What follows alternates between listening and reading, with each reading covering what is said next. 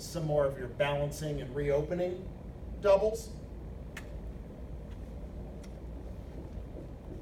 But what about your bids in the pass outs?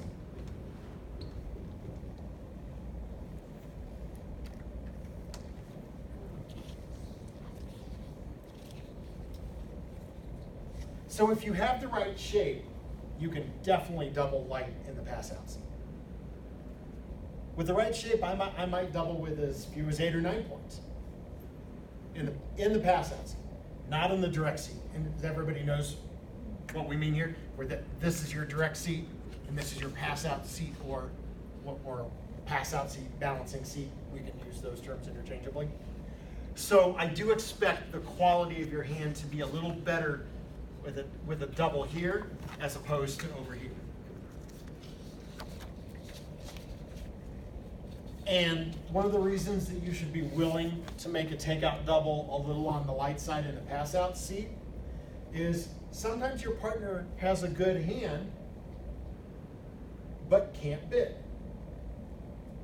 This tends to happen more with, I think it happens more with the minors than it does with the majors. So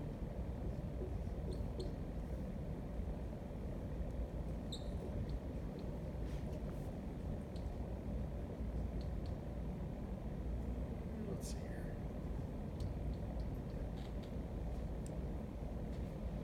So something like that. I should probably erase some of this and give myself some space on the board. Okay, so you're looking at this hand and you're thinking, okay, I've got a diamond open, right? Pretty normal with your 13 count and no 5-card major, and you're bidding your long reminder, so you plan on opening a diamond. All of a sudden, your right-hand opponent opens 1 diamond. This is not uncommon, right? I mean, this has probably happened to you before. Are you prepared for this? So what do you do, right? I mean, the person on your right could have a 13 count with ace, queen, 4th of diamonds, and their opening bid is a diamond. You both have a legitimate 1 diamond opening bid. They just got to do it first, and now it gives you a problem, doesn't it? Because you don't want to make a takeout double of a diamond, right? Because this is the wrong hand for it. Partner might bid spades, and you only have a doubles. You have diamond stop, but you can't overcall a no trump because you're not strong enough, right? So what do? So that's a hand that you should pass in direct seat. But if you switch the hearts and but you've got opening points. You've got opening points, but the fact of the matter is you have a doubleton and an unbid suit, which presents a problem for you. Okay. So this is a hand that you should pass.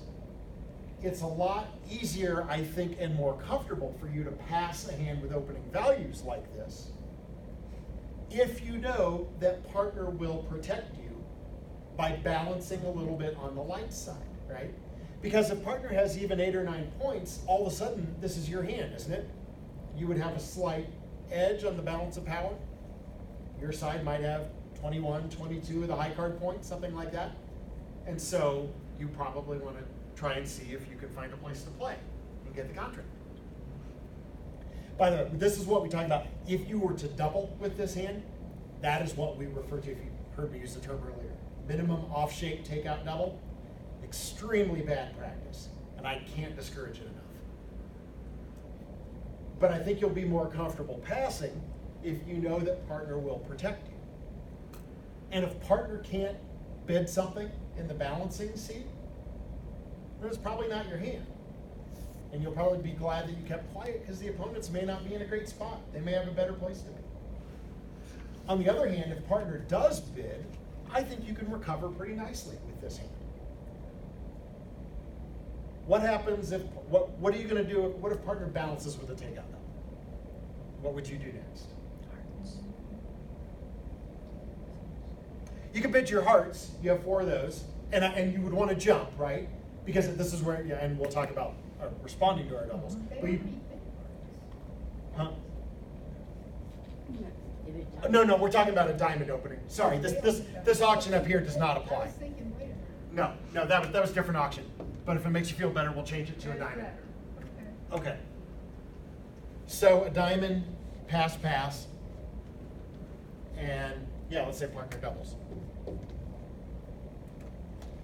So yeah, so I would definitely jump so the partner knows you have a pretty good hand that may not have been able to bid. You could jump in hearts. That's reasonable. The partner's not guaranteeing you 4 hearts with this balance, right? So you might end up if you play in hearts in a 4-3 fit. That's a possible outcome. Did anybody consider jumping in no trump with this hand? I mean, you do have a double diamond stopper in your balance. So with that kind of hand, you might actually disregard the hearts, and I would jump to 2-no because you're too good for 1-no, right? I wouldn't jump all the way to 3-no, even though you have an opening hand, because you want to leave room for partner to have doubled a little bit on the light side, right? If partner doubled on a 9 count, you don't want to be at 3-no. 2-no is enough, right? So you have a choice to make. Because I'm balanced and I have 2 diamond stoppers, and we only worry about the suits the opponent's bid. So I wouldn't worry about the spade holding because partner's going to have something in spades for the double. So I'm kind of partial to 2-no. Maybe hearts is better than no trump. We don't know. It's hard to tell. What if partner, instead of balancing with a double, were to balance with a 1 spade instead? Then what would you do?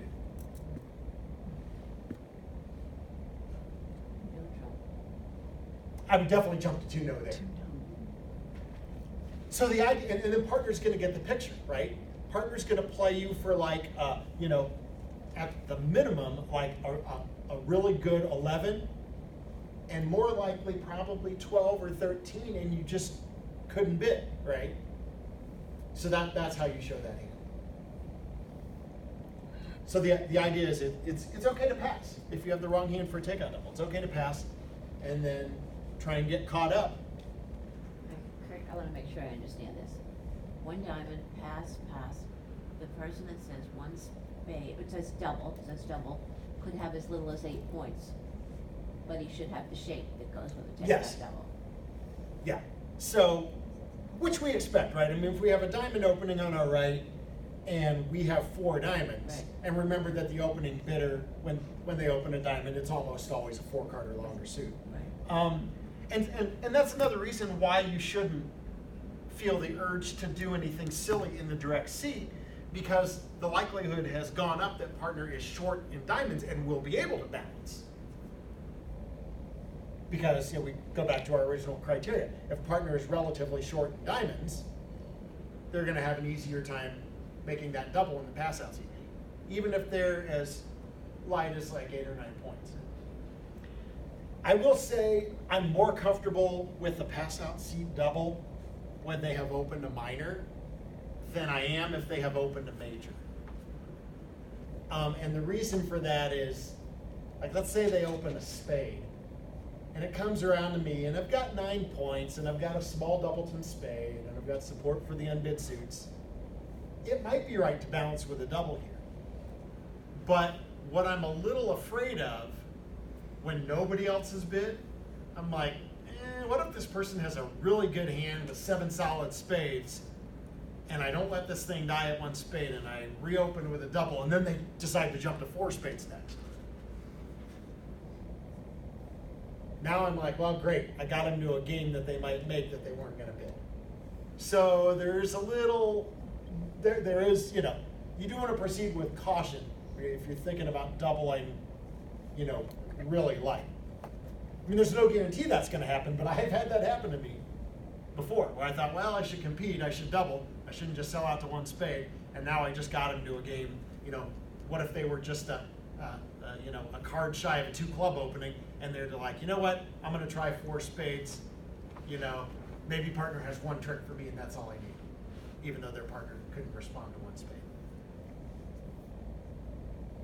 So there can be some danger with balancing. It's one of my least favorite things. Balance the opponents in the game. Get them to a game that they weren't going to bid until you gave them a second chance. Joanne, did you have? Yeah, I just Question wondered, you said that the direct seat over direct seat could have as many or as few, when you make the original takeout double, is the range 12 to 17? If you're not gonna rebid a suit, is the range 12 to 17? If 18 plus is the big hand, then a minimum, what is Well, the I mean, minimum hand? or it could be a little less than 12 on the lower end, right? On the lower hand? Yeah, it could be a little less than 12 if you, like I said, like if you have this, like the right shape and a, light takeout double. Like I said, with the right shape, I would certainly consider most 11 counts worthy of a takeout double. Okay. Now on the upper end, and by the way, okay to get rid of this is all on the handout, so. Now on the upper end, that was actually the next point that we're coming to here.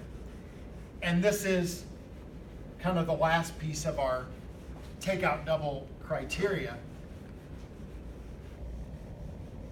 And that is, sometimes your hand is just too good to do anything but start with a double. And the advice that I got from one of my mentors when I started out was just very simple. He's like, hey, I'll tell you what they always told me. All really good hands go through double. And when we say really good, we're typically talking about 18 plus. High card points. Your overcalls are already pretty wide ranging, right? Because when we think about an overcall, we might overcall with as few as 8 if we have a good suit.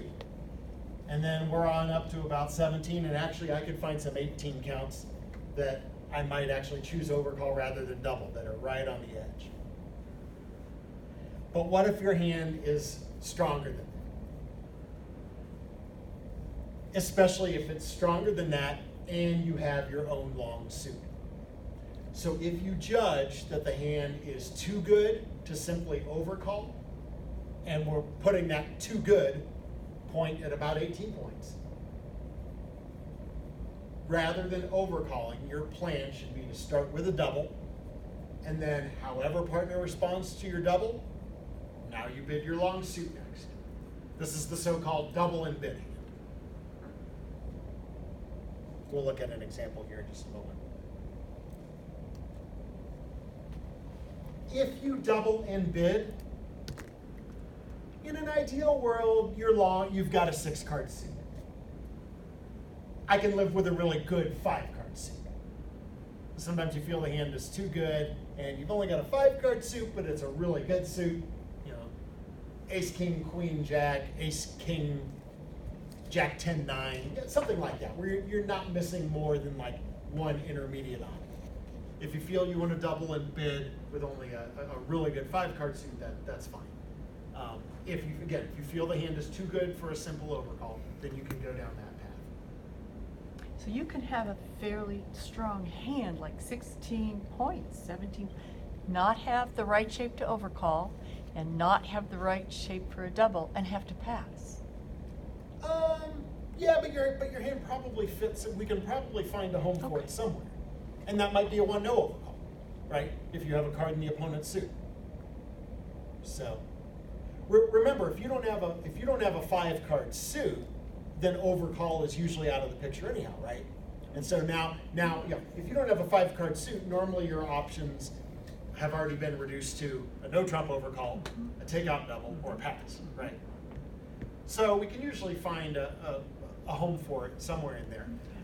I would say it is very rare that I have had a hand, and it has come up a couple times over the years, but very rare that I had a hand that was as good as like 16 or 17 points that I couldn't find a bid for, where I felt like I had to pass.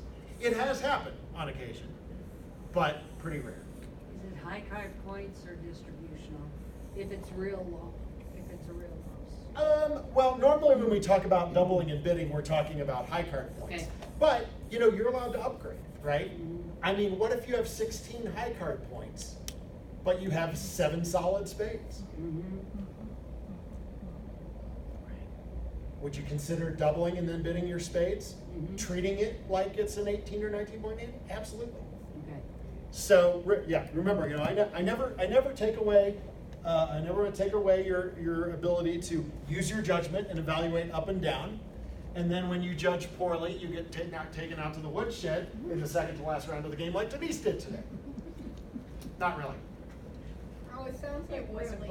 It sounds like really. Yeah, I'll it's all right. figure it out. She didn't have to play it. I'm the one who went down 500. So But it sounds she like she got to watch the proceedings. Yeah, no, I do want you to use your judgment call, and keep in mind too that if that is your hand, you know what, give you something like that. 16. Yeah, 16. Okay. So let's say you pick up this hand, and let's say your right hand opponent opens, let's say a diamond. I mean, it could be a club or a heart too, but let's just say a diamond. Well, how do you feel about that hand? You could overcall a spade. On the other hand, we can take away a lot of your nice honors, and you'd still have a one spade overcall, right? So partner might not expect you to have this nice of a hand. You're not going to jump in spades because that's preemptive, right? You don't have a preemptive hand, you have a good hand. So this is a hand that is probably worth starting with a double. It's 16 high card points, but it's what, 8.5 tricks? You don't need much from partner to make 4 spades. So I think I'd start with a double, and then if partner bids clubs or hearts, now I'm going to bid my spades next. And that's how you convey your double in bidding. I had a hand recently where they opened. I did not have a stopper in their suit. I had 17 points. Didn't have a 5-card suit. They just have to pass. I mean, could you double? Or did you have like a small doubleton in an unbid suit that you didn't want? Yeah, That yes. double wasn't attractive. That's the hand I'm talking about. yeah. Betsy and I had the same hand. Well, yeah, I mean, like I said, that hand will come up sometimes, and you have a decision to make. What You know, is the I- possibility? when the hand is out, I don't feel bad about passing a fairly ordinary 13, 14, Right. even 15. Once we get up into 16, 17 points, and now you're like, well, this hand is awfully good. I hate to pass with it. It's the wrong shape for a takeout double. Would I bid a no trump? But I don't have a stopper. Yeah. On rare occasion, I would bid no trump without a stopper, just to get my points across. I probably wouldn't do it if they opened a major, because that's a 5-card major. On the other hand, what if they open a club and I have that hand? Yeah. And I have a balanced 17 and my clubs are 3 to the 10. Screw it, 1 no.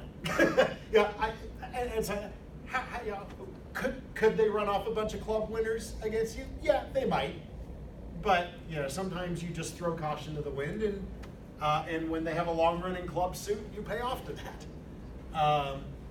So yeah, I mean, if you feel like your hand, I would rather see that than make an off-shape double if that's what you're confronted with. But yeah, I mean, I think that would be this year. I think would be worthy of a double in bidding. What kind of double is that? Does it have a, I mean, it's, It's just an extra strength double. Oh. Anytime you double and then your approach is basically you double, and we think of the takeout double as you're asking partner a question, right? Partner, what's your longest suit, and do you have any values, or are you bidding because I'm forcing you to bid something, right? So we think of it as a question. So when you double initially, your partner thinks you actually care what they think, but when you have a hand like this, as it turns out, you don't care what they think because you know spades is the right place to play, right? I mean, spades is going to play really well if partner has a small singleton, right? Only if the suit breaks badly on a bad day, you might have a trump loser playing in spades. But we expect that more often than not to be 7 winners. Plus you have an outside ace and king.